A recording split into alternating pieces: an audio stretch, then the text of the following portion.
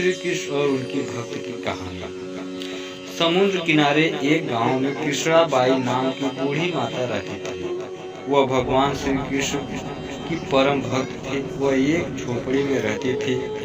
कृष्णाबाई का वास्तविक नाम सुखिया था, पर कृष्ण भक्ति के कारण इनका नाम गांव वालों ने कृष्णाबाई रख दिया।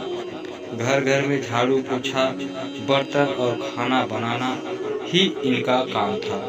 कृष्णाबाई रोज फूलों की माला बनाकर दोनों समय श्री कृष्ण जी को पहनाती थी और घंटों कान्हा से बात करती थी। गांव के लोग यही सोचते थे कि बुढ़िया पागल है। एक रात श्री कृष्ण जी ने अपनी भक्त कृष्णाबाई से यह कहा कि कल बहुत बड़ा भूचाल आने वाला है, तुम यहाँ गांव छोड़कर दूसरे गांव चले जाओ। अब क्या था, मालिक का आदेश था।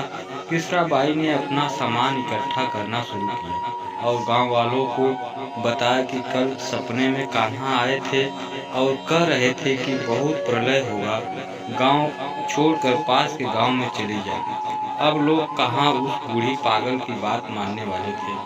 जो सुनता वही जोर जोर ठहाके लगाता। इतने में बाई ने एक बैलगाड़ी मंगाई और अपने कान्हा की मूर्ति ली और सामान की गठरी बांधकर गाड़ी में रख बैठ गई और लोग उसकी मूर्खता पर हंसते रहते। बाई जाने लगी अपने गांव की सीमा पार कर अगले गांव में प्रवेश करने ही वाली थी कि उसे कृष्ण की आवाज आई, अरे पगली, जा अपनी झोपड़ी में से वह सुई ले आ जिससे तू माला बनाकर मुझे पहनाती है। यह सुनकर माई बेचैन हो गई और तड़प गई कि मुझसे यह भारी भूल कैसे होगी। अब मैं कान्हा की माला कैसे बनाऊंगी। उसने गाड़ी वाले को वहां रोका और बदहवास अपने झोपड़ी की तरफ भागी। गांव वाले उसके पागलपन को देखते और खूब मजाक उड़ाते रहे।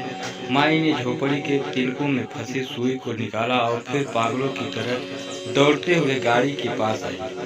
गाड़ी वाले ने कहा कि माई, तू क्यों परेशान है, कुछ नहीं होना।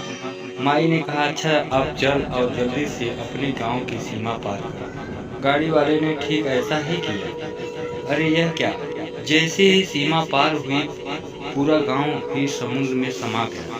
सब कुछ जलमग्न हो गया। गाड़ी वाला भी अटूट कृष्ण भक्त था, लेकिन प्रकरण भगवान ने उसकी भी रक्षा करने में कोई कसर नहीं किया। इस कहानी से हमें यह शिक्षा मिलती है कि प्रभु जब अपने भक्त की मात्र एक सुई तक की इतनी चिंता करते हैं तो वह भक्त की रक्षा के लिए कितना चिंतित होते होंगे।